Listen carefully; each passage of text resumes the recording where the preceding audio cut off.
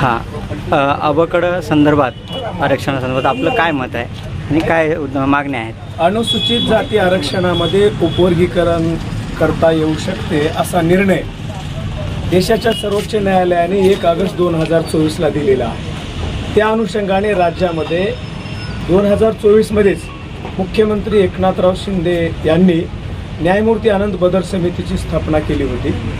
न्यायमूर्ती आनंद बदर समितीने आपला अभ्यास अहवाल 16 मार्चला सादर केलेला आहे आणि त्याच्यावर हरकती घेण्याचा सुद्धा 30 एप्रिलला कालावधी संपलेला आहे। आता अनुसूचित जाती आरक्षण वर्गीकरणाचा कायदा करणं फक्त बाकी आहे। जोपर्यंत अनुसूचित जाती आरक्षणाचं उपवर्गीकरण करण्यात यावं अशा प्रकारचा कायदा होत नाही तोपर्यंत डॉक्टर बाबासाहेब आंबेडकरांचं स्वप्न जे की शेवटच्या माणसाला मुख्य प्रवाहात आणायचं आहे, जो मागास आहे, अति कमजोर आहे, त्याला अधिकचा वाटा द्या आणि त्याला माणूस म्हणून जगण्यासाठी जे काही अधिकार लागतात ते प्रदान करा, अशा प्रकारचा जो काही विचार बाबासाहेबांनी मांडला होता तोच विचार बाबासाहेबाच्या मूळ जो काही सामाजिक तत्वाचा गाभा आहे ते आरक्षण वर्गीकरणाच्या अनुषंगानं सुप्रीम कोर्टानं अधोरेखित केलेला आहे।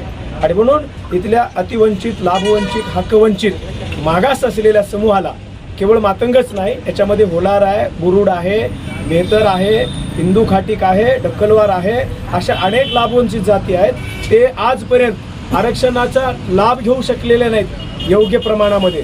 त्यांना या ठिकाणी शासन प्रशासनामध्ये प्रतिनिधित्व द्यायचं असेल, बाबासाहेबांचं स्वप्न पूर्ण करायचं असेल तर अनुसूचित जाती आरक्षणाचं उपवर्गीकरण होणं ही गरजेची गोष्ट आहे आणि ते व्हावं यासाठी आम्ही गेल्या 27 एप्रिलपासून मुंबईच्या आझाद मैदानावर वज्रमुठ आंदोलन करत आहोत। परंतु सरकार दुर्लक्ष करतंय, वेळ वाढवून याचा कालावधी वाढवून ही मागणी नाकारण्याचं काम करते की काय, अशा प्रकारचा प्रश्न आमच्या मनामध्ये निर्माण झालेला आहे। समाजामध्ये मोठ्या प्रमाणामध्ये संताप आहे, कारण राज्यामध्ये मेगा भरती सुरू आहे आणि ती मेगा भरती 35% पूर्ण झालेली आहे आणि ही जर मेगा भरती होऊन गेली आणि उपवर्गीकरण तुम्ही टाळत असाल तर सरकार उपवर्गीकरणाच्या विरोधामध्ये आहे असा प्रकारचा संदेश समाजामध्ये जातोय गेलेला आहे। आणि म्हणून कालपासून धर्माबाद येथून आम्ही या वर्गीकरणाची मागणी घेऊन पायी निघालेलो आहोत 750-800 किलोमीटर।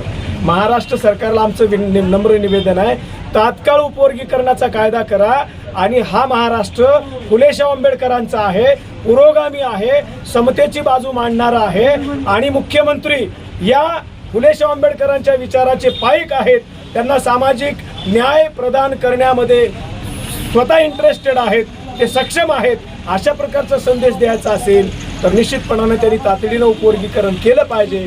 ही मागणी महाराष्ट्रातला लाभवंचित समाज करतो आहे।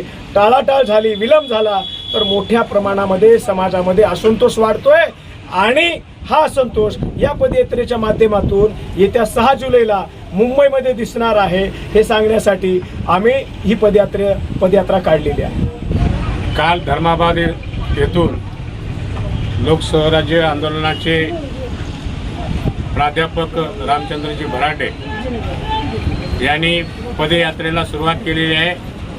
आज बिलोली शहरामध्ये त्या पदयात्रेचं मोठ्या प्रमाणात या ठिकाणी स्वागत झालेले आहे आणि त्यांची जी मागणी आहे की आरक्षणाचं उपवर्गीकरण झालं पाहिजे आणि ही रास्त मागणी घेऊन संपूर्ण महाराष्ट्र पिंजून काढत आहेत आणि त्यांना बिलोली शहराच्या वतीने फार मोठ्या प्रमाणात सहभाग होऊन आम्ही त्यांना पाठिंबा दिलेला आहे आणि येत्या जुलै महिन्याच्या 7 तारखेला मुंबईला जायचं आहे आणि बिलोली तालुक्यातून सर्वात जास्त संख्येने नवतरुण महिला पुरुष आम्ही सर्वजण त्या मुंबईच्या दिशेनं आगेकूच करणार आणि त्या ठिकाणी उपस्थित राहून रामचंद्र भरांडे जी भूमिका घेतली आहे त्यांच्या भूमिकेला आमचा तालुक्यातून भरघोस पाठिंबा राहील असं या ठिकाणी जाहीर करतो। घोषणा साहित्य सम्राट अण्णाभाऊ साठेंचा,